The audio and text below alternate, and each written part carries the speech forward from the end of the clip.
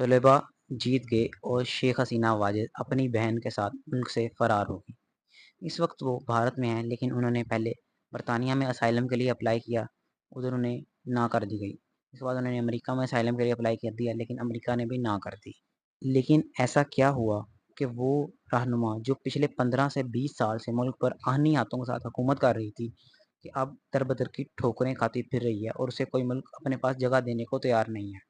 तो इसकी शुरुआत होती है बांग्लादेश की क्रिएशन के साथ ही, यानी कि बांग्लादेश के कोटा सिस्टम के अंदर।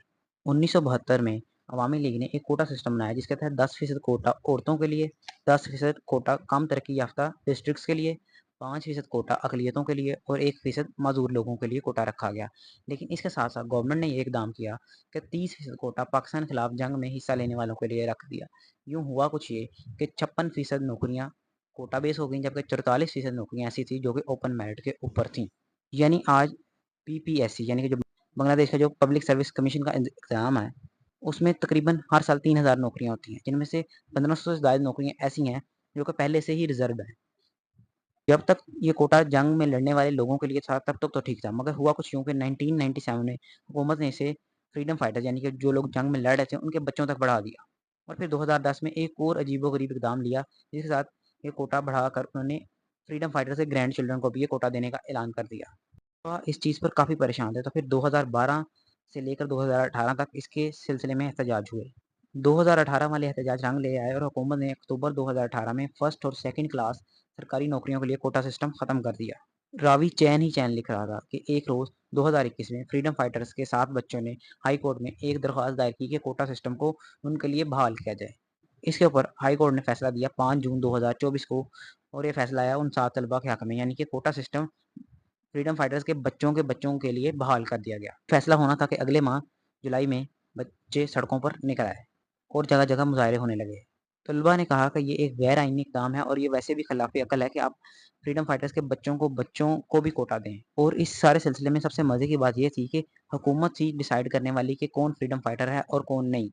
यानी कि अवामी लीग की हुकूमत डिसाइड करेगी कि कौन फ्रीडम फाइटर है नहीं। इसका फ़ायदा अवामी लीग को ये होता था कि वो अपने पॉलिटिकल वर्कर्स को इस सिलसिले में नवाज़ देती थी। तलबा ने एहतजाज किया कि कोटा सिस्टम को सिर्फ़ 5% पर कर दिया जाए और 1% कोटा मज़दूरों के लिए रहने दिया जाए। बाकी सबको ओपन मेरिट के ऊपर बहाल कर दिया जाए। तलबा का कहना था कि हम पुरअमन एहतजाज कर रहे थे, लेकिन सबसे पहले सिक्योरिटी फोर्सेस ने हम पर हमला किया, जिसके बाद ये सूरत-ए-हाल बनी।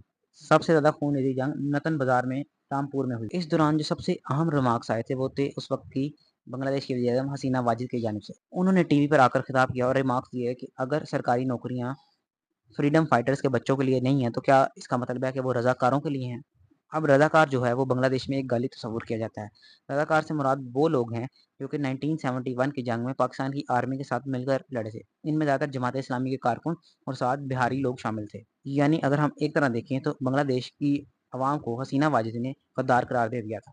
इसके बाद सुप्रीम कोर्ट ने ये फैसला दिया कि कोटा सिस्टम को ख़त्म कर दिया जाए। लेकिन बात यहाँ पर रुकी नहीं। तलबा ने कहा कि जो हमारी 170 से ज़ायद लोगों की जानें गई हैं, उनका हिसाब कौन देगा? और इस तरह करते-करते ये बात शेख हसीना वाजिद के इस्तीफ़े तक पहुँच गई। सबसे खूनी दिन रहा 4 अगस्त 2024 का, जिधर 70 के करीब स्टूडेंट्स ने अपनी जानें दी। इसके बाद अगले रोज़ यानी 5 अगस्त 2024 के रोज़ आर्मी चीफ ने शेख हसीना वाजिद को अपने पास बुलाया और उन्हें अल्टीमेटम दिया 45 मिनट का कि आप इस्तीफ़ा दे दें।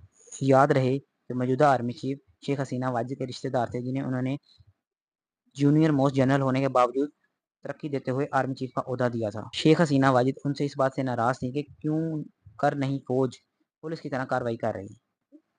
फ़ौज क्यों हेज़िटेंट है पुलिस की तरह कार्रवाई करने पर स्टूडेंट्स के खिलाफ। अभी ये सब कुछ चल ही रहा था कि फ़ौज ने हसीना वाजिद को मजबूर किया कि वो इस्तीफ़ा दें और मुल्क से चली जाएँ।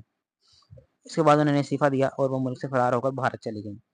उसके थोड़ी देर बाद बांग्लादेश के आर्मी चीफ टीवी स्क्रीनों पर नमूदार हुए और उन्होंने शेख हसीना वाजिद के इस्तीफ़े की तस्दीक की और साथ उन्होंने कहा कि इंटरिम गवर्नमेंट आर्मी के अंडर बनेगी, जो कि आगे के मामलात को देखेगी। इसके बाद तो तलबा ने काफ़ी जश्न मनाया और वो वज़ीर-ए-आज़म हाउस के अंदर भी दाखिल हो गए। लेकिन आज यानी 6 अगस्त के रोज़ तलबा ने एक अपना नया पैगाम जारी किया। उसमें उन्होंने कहा कि जो इंटरिम गवर्नमेंट बनेगी, वो आर्मी के अंडर ना बने, बल्कि वो बने मुल्क के सबसे मायानाज़ इकोनॉमिस्ट डॉक्टर यूनुस की सरबराही में, जो कि एक नोबेल लॉरिएट भी हैं। तलबा ने कहा कि हम किसी भी किस्म की फ़ौजी हुकूमत को तस्लीम नहीं करेंगे। याद रहे कि शेख हसीना वाजिद की सबसे बड़ी राइवल इस वक़्त जो खालिदा ज़िया हैं, उन्हें भी जेल से रिहा कर दिया गया है। دیکھنے میں تو بنگلہ دیش میں حالات پرسکون ہو چکے ہیں، لیکن دیکھتے ہیں کہ یہ جو فوجی حکومت والا سین ہے یہ کتنی دیر تک چلے گا۔ فوج کا پروفیشنل ایٹیٹیوڈ اس معاملے کو جلدی بھی سالو کر سکتا ہے، اور اگر وہ ان پروفیشنل ایٹیٹیوڈ دکھائیں گے تو اس سے ملک میں حالات اور بھی خراب ہو سکتے ہیں۔